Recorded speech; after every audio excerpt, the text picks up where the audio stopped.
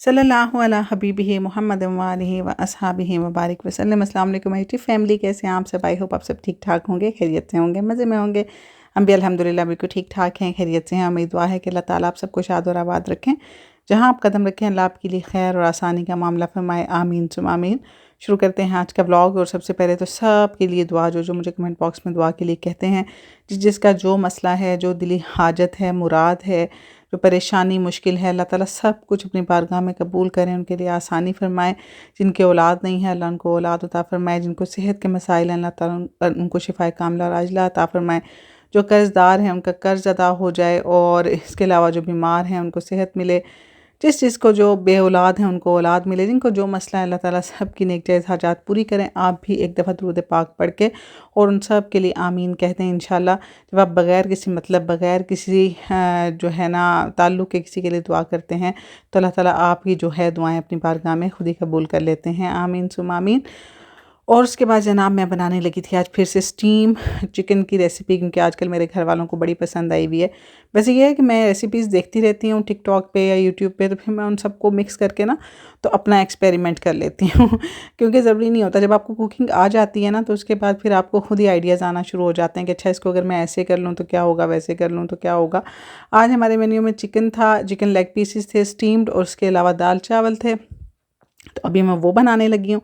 बहुत मज़े की बनती है ये रेसिपी। बस इसको मसाला आप जो मर्ज़ी लगा लें, मसाले का कोई इशू नहीं होता। मेन जो होता है ना वो होता है स्टीम इसको देना, और स्टीम के अंदर जब ये बनता है तो बिल्कुल जिस तरह आप शादियों पे खाते हैं ना, शादियों वाला स्टीम रोस्ट, ये बिल्कुल वैसे बन जाता है और बहुत मज़े का बनता है। बाकी मसाले जो हैं वो आप अपनी मर्ज़ी से लगा लें, कहीं से कोई रेसिपी देख लें, या ख़ुद भी जो लोग कुकिंग करते हैं उनको बहुत ज़्यादा आइडिया होता है कि हमने कितना कोई मसाला लगाना है, नमक मिर्च कितनी रखनी है। मैं तो घर वाले मसाले ही लगाती हूँ जो घर में मौजूद होते हैं, तो मैं वो लगा लेती हूँ। तो अभी मैं बस घर में पड़े जो मसाले थे वही लगाने लगी थी, और उसके बाद बस बाकी की रेसिपी आप साथ साथ देखते जाएंगे तो आपको समझ आ जाएगी। बहुत सारे लोग कहते हैं कि आप साथ साथ बताया करें कि रेसिपी में क्या हो रहा है। तो इनफैक्ट मैं कुकिंग चैनल तो नहीं है मेरा, व्लॉगिंग का, तो मैं साथ साथ गपशप लगाती रहती हूँ और साथ साथ मैं अपनी रेसिपी शेयर कर देती हूँ। लेकिन अगर आपके माइंड में कोई क्वेश्चन हो, अगर कोई पॉइंट आपको समझ ना आए, तो फिर आप मुझसे कमेंट बॉक्स में पूछ लिया करें, तो वहाँ पर मैं क्लियर कर दिया करूँगी कि ये वाली चीज़ मैंने डाली थी या ये वाली चीज़ जो थी इसके अंदर थी। क्योंकि इतना वो काफ़ी मतलब ज़्यादा 10 to 11 मिनट्स का व्लॉग होता है, तो उसमें मैं सिर्फ रेसिपी शेयर नहीं कर सकती ना, और भी गपशप होती हैं लगाने वाली। तो मेरा ख्याल है कि मैं गपशप अच्छी लगाती हूँ, तो इस वजह से फिर मैं गपशप की तरफ ज़्यादा तवज्जो देती हूँ। कुकिंग तो ऑलमोस्ट यूट्यूब भरी पड़ी है अभी कुकिंग की रेसिपीज़ से। तो बस जनाब मैं अपनी रेसिपी बनाती हूँ, और साथ में ना अभी मैं कल अमारा अहमद हैं, अभी न्यू तो नहीं है, काफ़ी टाइम हो गया उनको, बट काफ़ी उभरती हुई व्लॉगर हैं और काफ़ी अच्छी। मैं उनको टिकटॉक पे सबसे पहले देखना शुरू किया था, और उसके बाद फिर वो यूट्यूब पे आई और आते ही छा गई। मीन उन्होंने काफ़ी अच्छी स्पेस बना ली है ना यूट्यूबर्स के अंदर, अपनी इन्फ्लुएंसर्स के अंदर। तो वो काफ़ी पॉजिटिव हैं, बहुत ज़्यादा पॉजिटिव हैं, और मैंने उनकी पॉजिटिविटी की वजह से ही उनको देखना स्टार्ट किया था।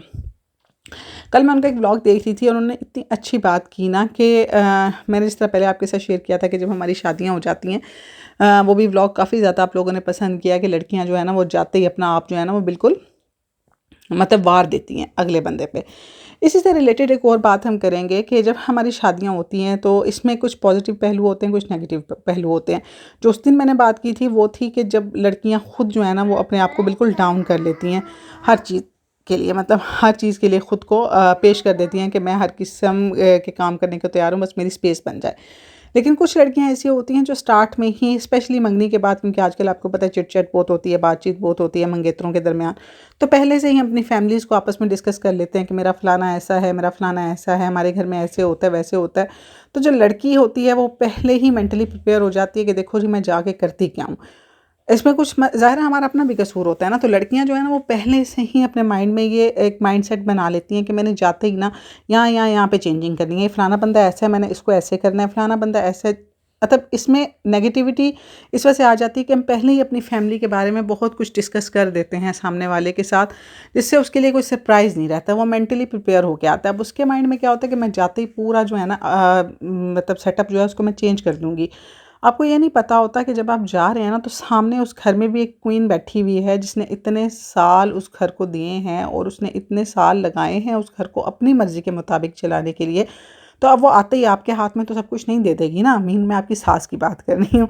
तो अगर और उसके बाद अगर आपकी जेठानी वगैरह मौजूद हैं तो ऑफ कोर्स जो इतने इतने अरसे से वहाँ पे रह रहे हैं वो जाते ही आपको अपनी स्पेस तो बिल्कुल भी नहीं लेने देंगे। तो इसके लिए सबसे बेस्ट ये होता है कि जब आप अगले घर में जाएँ तो जाते ही सबसे पहले आप ये देखें कि सामने वाले घर की प्रायोरिटी क्या है, वो किस चीज़ पे ज़्यादा फोकस करते हैं। सबसे पहले उसके लिए आपको क्या करना पड़ेगा, वहाँ पे रह के उनके मुताबिक रह के देखना पड़ेगा। आपको अपना पिछला जो सब कुछ है ना वो सेटअप छोड़ना पड़ेगा। आपको ये देखना पड़ेगा कि मैं यहाँ पे आई हूँ, मैं इनमें से हूँ और ये ज़ाहिर है अब ये मेरी फैमिली है। तो आप वहाँ पे रह के कुछ अर्सा नोटिस करें कि इन लोगों की प्रायोरिटी है क्या। जब आप उनकी प्रायोरिटीज़ के मुताबिक चलना शुरू कर देते हैं ना तो ऑफ कोर्स आपकी बहुत जल्दी जगह बनना शुरू हो जाती है। लेकिन जब ऐसे होता है ना कि वो मुखालिफ सिम चल रहे हैं और आप मुखालिफ सिम चल रहे हैं और एक टग ऑफ वार शुरू हो जाती है कि मैं इधर रस्सा खींचूं और वो उधर रस्सा खींचें, फिर नहीं ज़िंदगी चलती। फिर इसी तरह टग ऑफ वार में आपकी ज़िंदगी जो है वो गुजर जाती है। इसमें मैं एक मिसाल दूंगी कि मेरी जो ममानी है ना, अल्लाह ताला उनको जन्नत नसीब करें, हमारी पूरी फैमिली में वो थी सबसे ज़्यादा पढ़ी लिखी।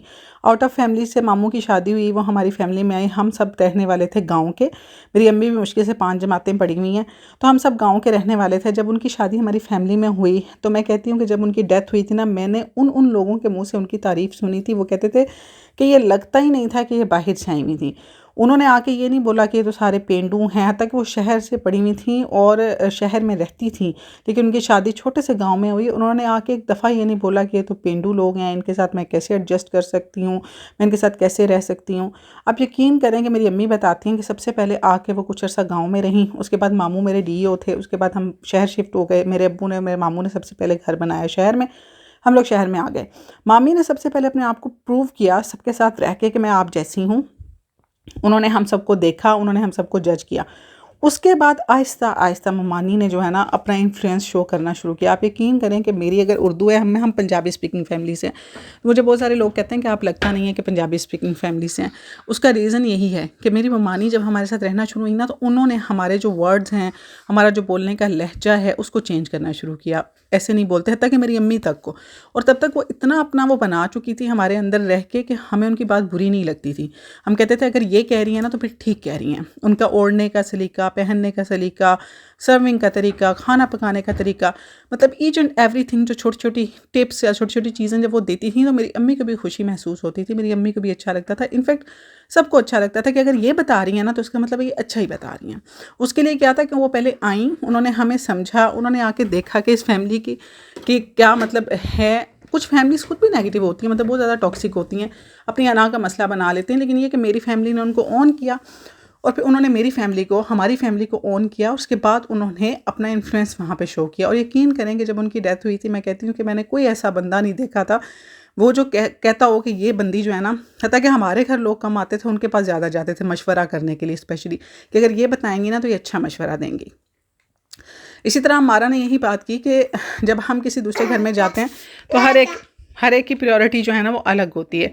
जिस तरह के मेरी जो फैमिली है वहाँ पे सफाई सबसे पहली प्रायोरिटी है। हमारे घर में यह है कि खाना हम कल वाला खा लेंगे, हम अचार के साथ रोटी खा लेंगे, लेकिन हमारे घर में सफाई होना बहुत ज़्यादा ज़रूरी है।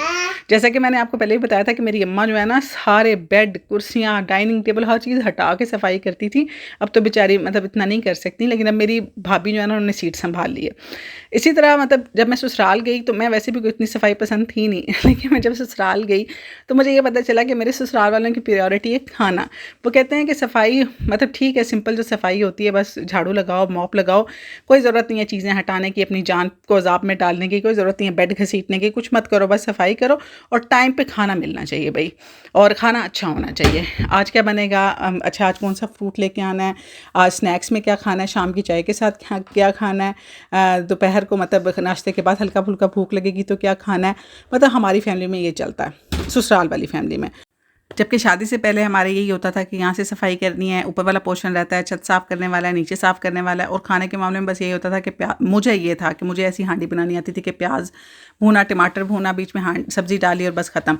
मतलब ज़्यादा वो जो होते हैं ना औखे से खाने, वो मेरे मेके में नहीं बनते, सिंपल से खाने बनते हैं।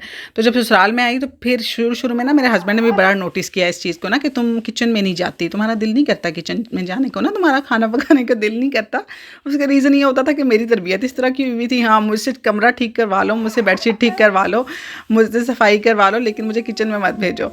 तो फिर आहिस्ता आहिस्ता मैंने ये सीखा और फिर मैंने अपनी फैमिली के अंदर एडजस्ट हुई। अल्हम्दुलिल्लाह मेरे ससुराल वाले वैसे भी माशाल्लाह से बहुत अच्छे हैं। और फिर जब मैंने कुकिंग करना स्टार्ट की और अब यहाँ पे आके मैं अपने हस्बैंड को इतनी चीज़ें बना के खिलाती हूँ और अब वो सबके सामने तारीफ, मतलब अगर मैं कहूँ ना तो अब आके मेरे हस्बैंड जो है ना वो टोटली आई थिंक सेटिस्फाई हुए हैं मुझसे, जब मैंने खाना प्रॉपर बनाना सीख लिया है कि जो बेसिक नीड है ना हमारी फैमिली की वो मैंने सीख लिया है। तो अब मेरी नंदें भी आती थी, सब भी आते थे। मैं तकरीबन मतलब कभी मैं वो बंदी थी जो एक बंदे का खाना बनाते हुए मौत पड़ती थी, और अब अल्हम्दुलिल्लाह मतलब मैं जब पाकिस्तान से आई तो मैंने 20-20 25-25 लोगों की दावतें भी रेडी की थी अकेली ने, और मैंने उन सबको भुगताया और माशाल्लाह सब तारीफ़ करके गए। तो ये एक रम्ज़ होती है जो आपने जाननी होती है। लेकिन बाज़ औक़ात ऐसा भी होता है कि जो फैमिली कुछ ऐसी होती है जिनके लिए आप जितना भी कर लो वो अपनी अना का मसला बना लेते हैं। मगर मतलब अगर एक पढ़ी लिखी लड़की आ गई फैमिली में तो बार बार उसको यही फील करवाएंगे, हाँ तुम कुछ ज़्यादा ही पढ़ी लिखी हो, हाँ तुम्हें ही सब कुछ पता। फिर ये होता है कि फिर आप ऐसा करें कि जिस तरह मैंने पहले बताया था कि फिर आप पहले से ये जज कर लें, जब आपको ये लगे कि नहीं दाल गलती नहीं कोई फ़र्क पड़ता तो फिर ठीक है आप साइड पे हो जाएं। फिर अपनी एफ़र्ट से ज़्यादा करने की ज़रूरत नहीं है, फिर आप अपने आप को थकाने की ज़रूरत नहीं है। जब आपको पता है कि ये लोग इसी तरह के हैं और इन्होंने इसी तरह ही रहना है और इन्होंने चेंज नहीं होना, तो फिर क्या ज़रूरत है अपनी जान को अज़ाब में डालने की। फिर वैसे ही रहें जैसे आपको खुद पसंद है। लेकिन यह है कि फिर वही बात है कि इज़्ज़त के साथ, तमीज़ के साथ लड़ाई झगड़ा नहीं करना, बदतमीज़ी नहीं करनी। यह है कि अपने मुताबिक जैसा फिर आपको लगता है आप वैसे चलें, अपने हस्बैंड को खुश करें, अपने बच्चों को खुश करें, बाकी चीज़ों को फिर आप रहने दें। लेकिन फिर भी मैं नई बच्चियों को यही बोलूँगी कि जब भी आपकी शादी हो रही है तो सबसे पहले जाके वहाँ के माहौल के मुताबिक रह के देखें। 1-1.5 साल लगता है आपको एडजस्ट होने में, 1-1.5 साल लगाएं, देखें कि वहाँ की प्रायोरिटीज़ क्या हैं, वहाँ के मुताबिक लोग कैसा चलना पसंद करते हैं। अपने मुताबिक लोगों को चलाने की कोशिश मत करें, क्योंकि जमहूरियत की ही मानी जाती है, आप अकेली और वो सब हैं। जब आपकी अगर भाभी भी आपके घर में आती है तो ऑफकोर्स वो आपके मुताबिक चलेगी ना कि आप अपनी भाभी के मुताबिक चलेंगे। तो थोड़ा सा ये है कि सेक्रीफाइस करना पड़ता है, थोड़ा सा झुकना पड़ता है, दोनों साइड्स को झुकना पड़ता है। लेकिन जब आपको लगे कि नहीं नहीं नहीं कुछ भी कर लिया नहीं, तो फिर यह है कि फिर मैं यही कहूँगी कि फिर आप साइड पे हो जाएं। फिर कोई ज़रूरत नहीं अपनी ज़िंदगी को वहाँ पे गलाने की। तो बस जनाब ये मेरी आज की रेसिपी थी, बहुत मज़े की बनी थी, बच्चों को इतनी पसंद आई थी, बल्कि मेरे हस्बैंड को भी बहुत ज़्यादा पसंद आई थी। अब वो ज़्यादातर मुझे यही कहते हैं कि स्टीम कर दिया करो चिकन को, बस मसाला लगाओ और स्टीम कर लो। तो बस ये मेरी आज की वीडियो थी। आई होप आपको पसंद आई लाइक करें, चैनल को सब्सक्राइब करें, कमेंट बॉक्स में कमेंट करें, वीडियो को आगे भी शेयर कर दिया करें ताकि और लोगों तक भी पैगाम पहुँचे मेरा। और मिलूँगी नेक्स्ट वीडियो में। अल्लाह हाफिज़।